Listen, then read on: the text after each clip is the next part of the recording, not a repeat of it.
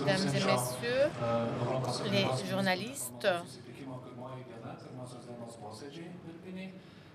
lors de notre première séance de l'informel des ministres de l'Environnement qui vient de se terminer, nous avons travaillé. Alors, nous avons M. Potočnik, notre ministre de l'Environnement, qui vont vous présenter ce dont nous avons parlé et répondre à vos questions ultérieurement. Monsieur le ministre.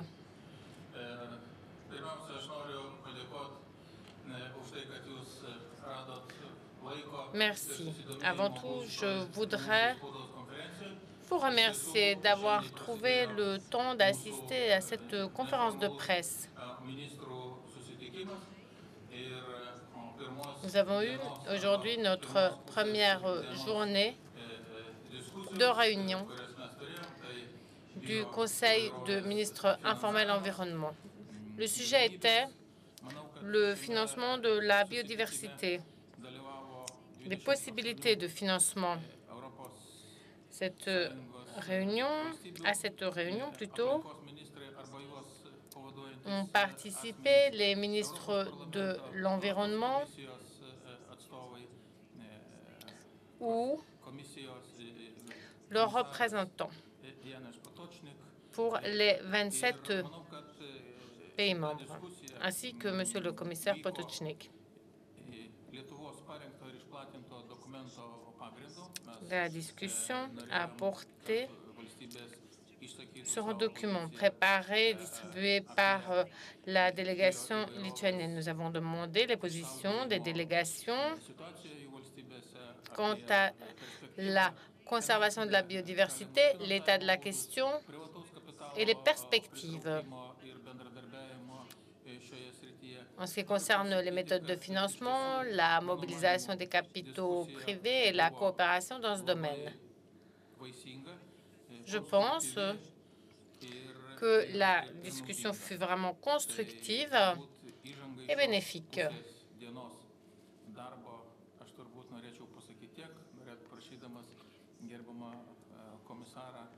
Voilà, en ce qui me concerne pour les discussions de ce jour. Et je vais donner la parole à Monsieur le commissaire.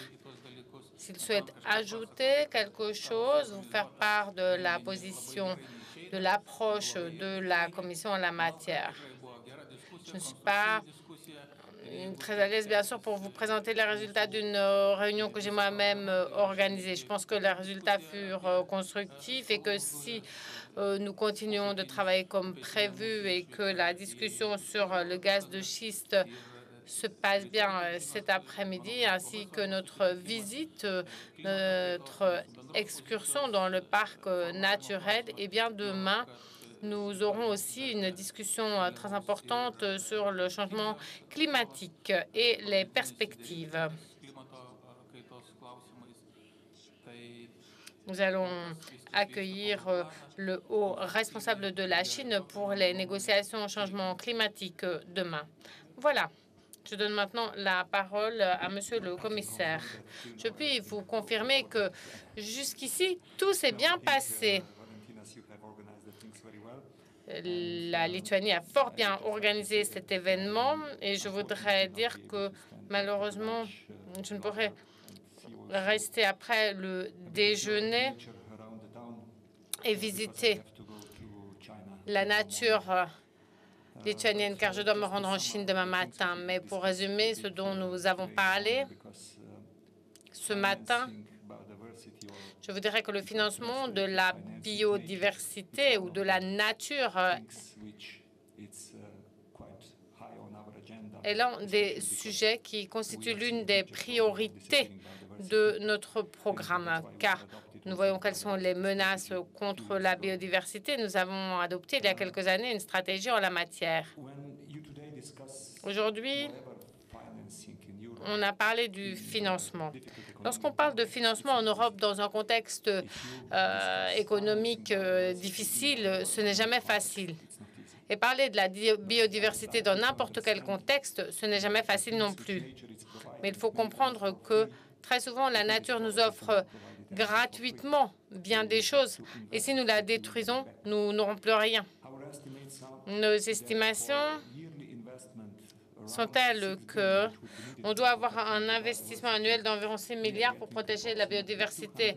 Et donc, on aura 200 à 300 milliards de services issus de la nature pour ces 6 milliards d'investissements. Mais le problème est que, normalement, bien sûr, on compte ce que cela coûte et pas ce que cela rapporte. Et c'est cela qui est important, outre l'évolution, le PIB, etc. Je voudrais dire aussi que protéger le capital naturel, cela fait partie du concept de l'économie verte. C'est au cœur de la préservation de la nature, ce qui doit nous donner la possibilité de travailler. Car sans cela, on n'aura pas de croissance et d'activité économique à l'avenir. Une partie de notre discussion a mis l'accent sur les possibilités qui découlent des nouveaux accords budgétaires en phase finale au niveau européen.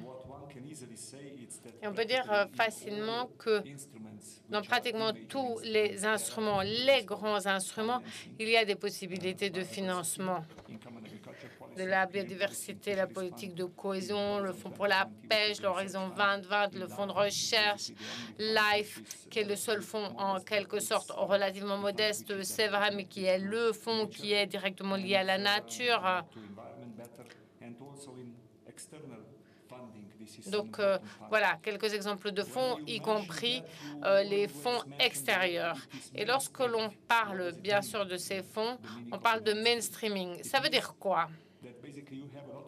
Ça veut dire qu'il existe de nombreuses possibilités d'utilisation de ces fonds, mais qu'on n'a pas toujours mis de l'argent de côté à cette fin. Et donc, il incombe aux États membres et à tous ceux qui conçoivent les accords de partenariat, les programmes opérationnels, les programmes intégrés, bref, tous ces instruments qui sont conçus pour la prochaine période de financement, les 7 années à venir, d'en faire des priorités. Ces priorités doivent être présentes dans les programmes de financement. Il faut les mentionner. Cela a été relevé par nos collègues. Il existe des possibilités, des opportunités, et parfois on les saisit. Et grâce au cadre financier pluriannuel, nous avons des possibilités que nous devons saisir. Et cela a été au cœur de notre discussion d'aujourd'hui. On a aussi tous mentionné le fait que, en fin de compte, le financement public ne sera pas suffisant.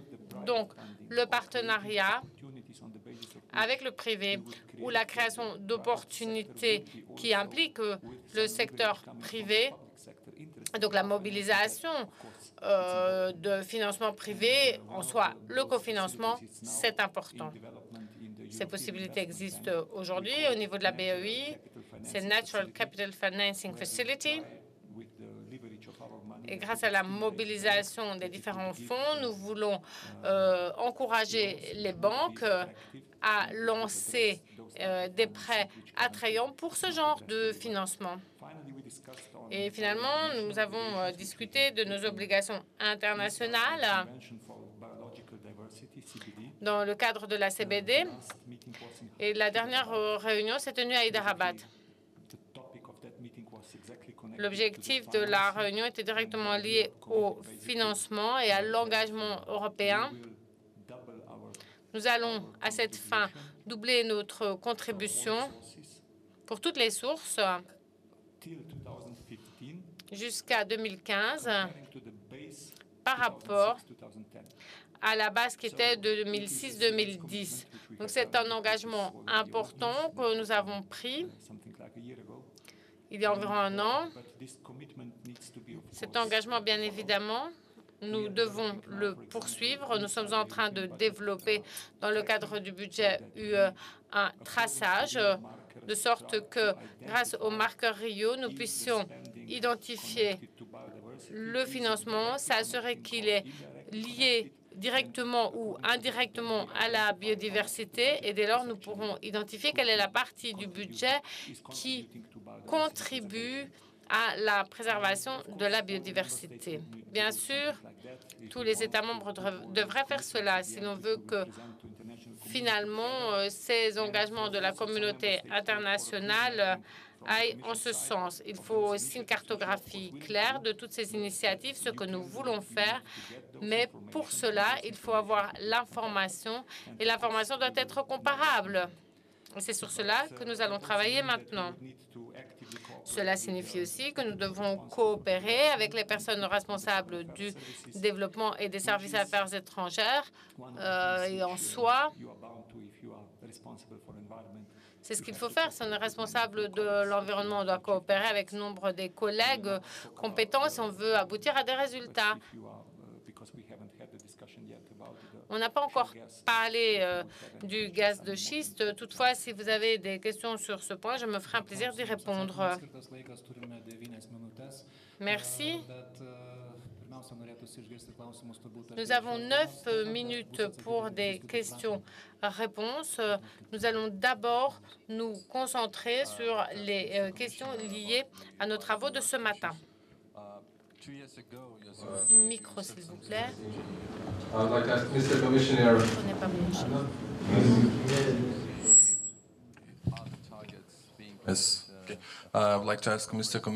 Je vais demander à Monsieur le commissaire en matière de diversité ce qui suit. Il y a 3 ans, vous avez parlé d'une stratégie pour lutter contre la perte de biodiversité. Est-ce que vous pouvez dire à ce stade si on a rencontré certains des objectifs et quels sont les progrès réalisés? J'aurais aussi une question des environnementalistes sur la réforme de la PAC et sur la position de certaines conditions aux agriculteurs qui doivent faire quelque chose pour préserver la nature et répondre à certains objectifs pour obtenir certains financements, ce qui pourrait être un instrument du prochain cadre financier pluriannuel. Qu'en est-il? Bien, la stratégie dont vous avez parlé comprend 6 éléments et nous y travaillons. Bien sûr, après 2 ans, il est prématuré de faire le bilan qui serait fait, disons, à la fin de la décennie. Et je pense que pour l'une des propositions, par exemple, par rapport aux 6 objectifs, l'un des objectifs concernait les espèces invasives. Et donc, petit à petit, nous aboutissons à des résultats. À Nagoya, notamment, on a fait une percée internationale importante. À Hyderabad aussi. Nous avons eu une bonne réunion. Donc, la sensibilisation à l'importance de la biodiversité et l'importance de sa protection se renforce. Nous mettons l'accent sur cette stratégie, mais tirer des conclusions après 2 ans, c'est prématuré. Dans ce contexte, bien sûr, je voudrais en appeler à tous les États membres, car c'est une partie importante de la mise en jour, de la mise à jour. Et donc, pour Natura 2000 et Natura dont nous parlons maintenant, la mise en œuvre de ces financements doit se faire correctement, de sorte que le financement soit garanti, notamment conformément à l'objet de notre discussion aujourd'hui. Cela sera une contribution importante dans la lutte contre la perte de biodiversité. Et pour ce qui est de la PAC, pour les propositions finalement adoptées, je dirais qu'elles sont différentes de ce qui avait été proposé initialement par la Commission. On a introduit à certains égards plus de flexibilité. Et dès lors, la responsabilité des États membres est plus importante. Ce qui signifie qu'on ne va pas se plaindre de l'accord obtenu. Il pourrait être meilleur, c'est vrai, mais nous avons toutefois un accord avec de nombreuses possibilités, de nombreuses opportunités à saisir, notamment en ce qui concerne la protection de la biodiversité, car nous avons 30% de financement dans le cadre du premier pilier, ce qui est lié à ce que vous avez mentionné, à savoir les agriculteurs n'obtiennent des fonds que s'ils fournissent des fonds d'intérêt, des biens d'intérêt public, et c'est bien là la philosophie inhérente donc à ce dont nous avons parlé, parce que obtenir de tels résultats des biens publics implique donc l'obtention de financement public et vice-versa. Et constamment, je me suis fait le défenseur du fait suivant. Cela aurait un sens de payer les agriculteurs pour qu'ils ne polluent pas l'eau, car l'une des activités secondaires de l'agriculture, c'est évidemment la pollution de l'eau. Alors, c'est important de leur donner un financement pour leur activité économique à condition que cela n'entraîne pas de pollution. C'est l'un des points fondamentaux de l'intégration. Et comme je l'ai dit, là, je crois que nous avons obtenu un résultat. Mais à l'avenir, nous devrons absolument aller plus loin. Je ne suis pas tout à fait satisfait que cet accord ait été obtenu de sorte que l'éco-conditionnalité avec l'eau ait été levée. Ça veut dire que les États membres ont d'énormes responsabilités qu'ils ont de toute façon, car si on traduit cela en langage humain, ça veut dire que les agriculteurs aussi doivent respecter la directive cadre eau. Et c'est logique. C'est la direction que nous devons suivre pour répondre à nos promesses. Et là, les États membres doivent accorder beaucoup d'attention au fait que nous atteignions ces objectifs. Au vu de la façon dont vous avez posé la question, je dirais que votre optique, je la soutiens, car effectivement, au vu de la PAC qui a été adoptée, nous devons travailler en ce sens, mais nous pouvons même aller plus loin. Est-ce qu'il y a d'autres questions? La télévision d'État lituanienne.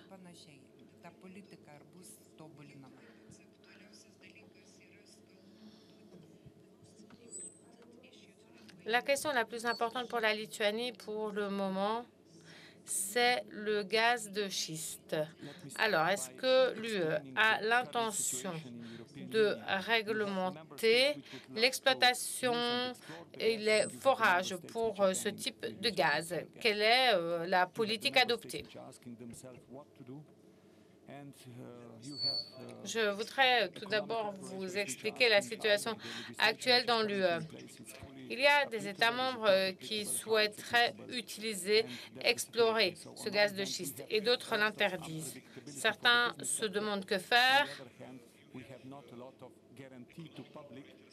et les opérateurs économiques se demandent si la législation actuelle est tout à fait applicable ou partiellement ou pas du tout. Donc voilà, pour le monde des affaires, rien n'est prévisible. Par ailleurs, on a beaucoup de garanties par rapport à la protection de l'environnement et de la santé humaine pour le moment dans le secteur public. Voilà où nous en sommes. On a fait des analyses sous tous les angles possibles, au niveau énergétique, au niveau de l'influence sur le changement climatique ou encore l'influence sur l'environnement ou encore l'influence sur la législation actuelle. Est-ce que oui ou non, elle permet de répondre correctement à la gestion du risque inhérent à cette activité? Vous le savez, une grande partie de la législation est réunie dans le cadre de la gestion du risque, ni plus ni moins. Donc, on comprend bien que ce risque existe, notamment au niveau des grandes activités économiques.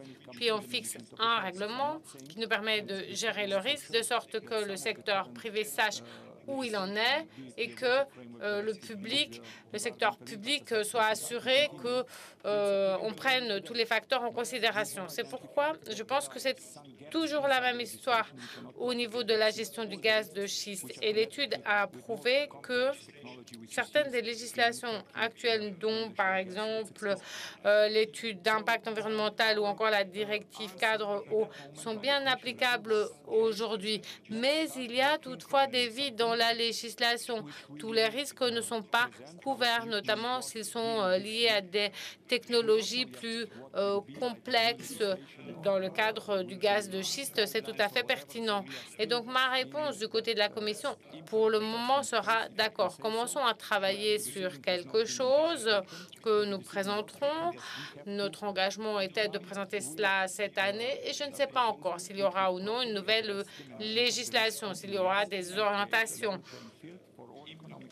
On est toujours en phase étude d'impact. On ne sait pas encore si les décisions ont été prises, mais en tout cas, la décision a été prise que nous devons présenter une proposition qui réponde correctement au niveau de la gestion du risque en créant un level playing field pour tous les acteurs économiques et en assurant que toutes les garanties soient dûment prises. Et tout cela sans interférence avec des décisions individuelles des États membres au niveau de leur mix énergétique. Par exemple, prenons l'énergie nucléaire. Ce n'est pas que l'on impose de l'utiliser ou pas, mais il existe des règles très claires en matière de sécurité au niveau de l'UE. Et nous pensons qu'il faut suivre la même logique dans le contexte du gaz de schiste. Et nous espérons pouvoir vous présenter tout cela d'ici à la fin de l'année. Si vous me le permettez, je voudrais ajouter quelque chose. Tout d'abord, remercier Monsieur le Commissaire. Lorsque nous avons suggéré que cette question du gaz de schiste figurait à l'ordre du jour de cette réunion, Monsieur le Commissaire nous a appuyés. Et je crois que la question que vous venez de soulever, à savoir dans quelle mesure les États membres devraient bénéficier de flexibilité, dans quelle mesure faut-il atteindre un accord au niveau européen, dans quelle mesure faut-il un accord sur une action commune et un code de conduite.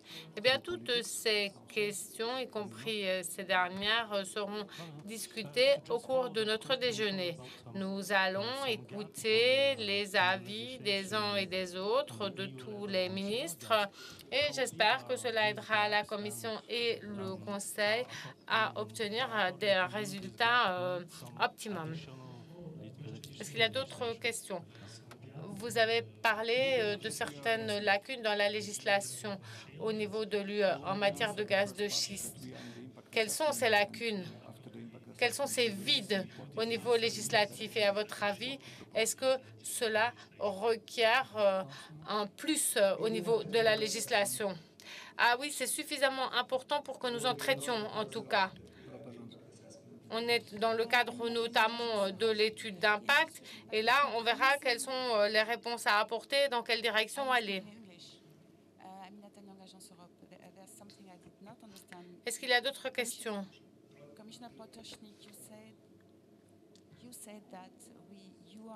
Il y a une chose que je n'ai pas comprise. I will speak in English. Aminata Nyong, Agence Europe. There's something I did not. Il y a un point que je n'ai pas parfaitement compris, Monsieur le Commissaire. Vous avez déclaré que vous alliez présenter du côté de la Commission quelque chose avant la fin de l'année. Vous avez mentionné des orientations, des lignes directrices. Non?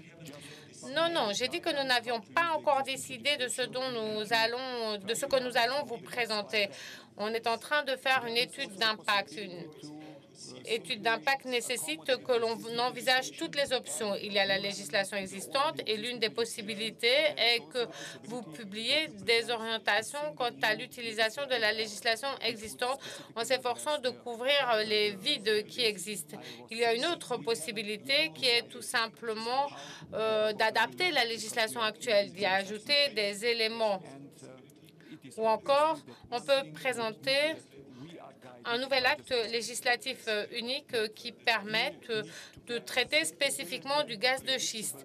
Et ce que j'ai voulu dire, c'est que nous n'avons pas encore décidé de la forme de cette proposition puisqu'on est encore dans la phase étude d'impact. Mais il faut faire quelque chose.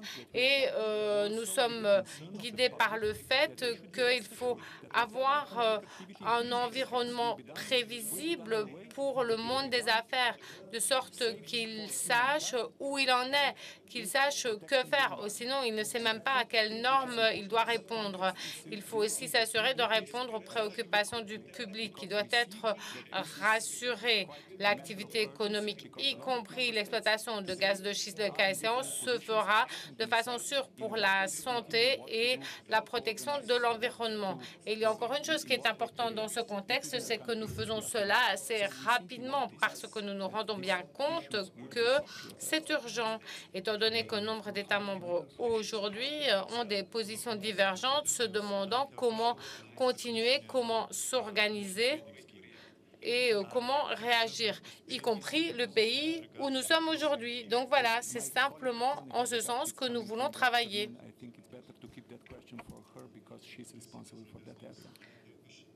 J'ai une question pour Monsieur le Commissaire sur les Emission Trading Schemes. Bon, quelle est la position? Excusez-moi, c'est mon collègue qui sera là cet après-midi et qui sera mieux, ma collègue, pardon, et qui sera mieux à même de vous répondre pour cette question. Vous aurez une réponse mieux informée, plus avisée. Ce n'est pas que je refuse de vous répondre, c'est juste que c'est de sa compétence. Madame Edegard va s'en charger.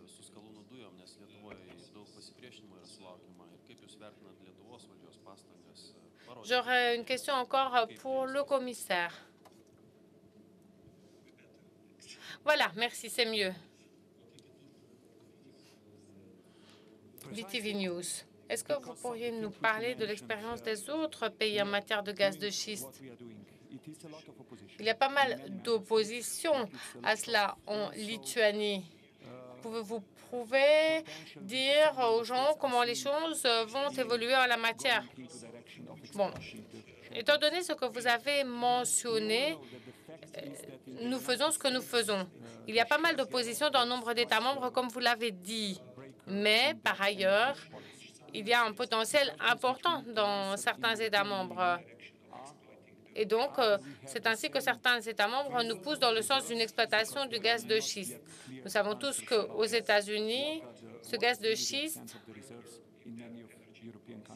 a vraiment constitué une percée dans la politique énergétique. Nous voulons trouver une réponse au niveau de l'Union européenne. Et la question est dès lors la suivante. D'une part, est-ce que nous avons les mêmes réserves? Et là, on n'a pas encore de réponse claire. Quelle est l'ampleur des réserves dans le nombre de pays européens? Puis, il y a une autre question qui se pose.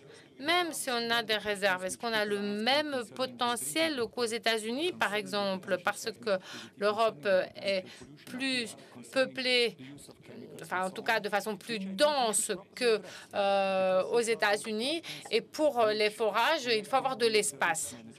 Et puis, il y a une question qui se pose concernant l'eau potable, l'activité sismique, la pollution potentielle de l'air, l'utilisation de produits chimiques, etc., etc. Bref, toutes ces questions se posent et nous devons y répondre correctement, car ce sont les questions qui sont liées à la gestion du risque et à tout ce que j'ai mentionné précédemment. Et c'est précisément cela que nous faisons. Donc, nous devons sans aucun doute prendre toutes ces questions en préoccupation, puisqu'elles préoccupent nos populations. Et nous devons dire comment répondre au mieux à ces préoccupations tout en ayant la possibilité, pour le secteur des affaires bien sûr, de prendre tout cela en considération et d'agir en connaissance de cause, afin de savoir si oui ou non le jeu en vaut la chandelle. Voilà ce qui se passe au niveau de la prévisibilité pour le secteur économique. Mais nous devons d'abord répondre aux préoccupations que vous avez mentionnées. Car si on ne répond pas aux préoccupations du public, ce n'est jamais bon pour le monde des affaires. Car si on n'est pas publiquement accepté, eh bien, cela ne peut répondre à un développement économique favorable. Il y a des questions auxquelles nous devons répondre. Il est important de créer un environnement favorable, de répondre à ces questions. Voilà où nous en sommes. Et en même temps, nous devons, je crois, reconnaître aussi que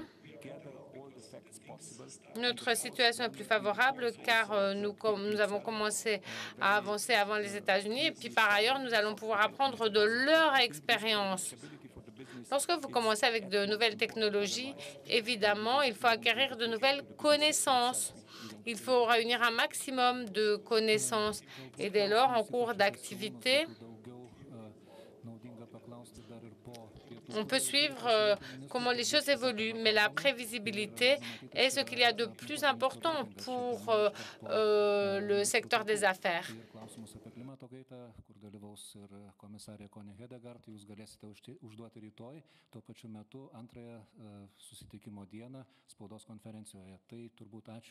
Visiems dalyvavusiems ir iki kitos progos susitikti.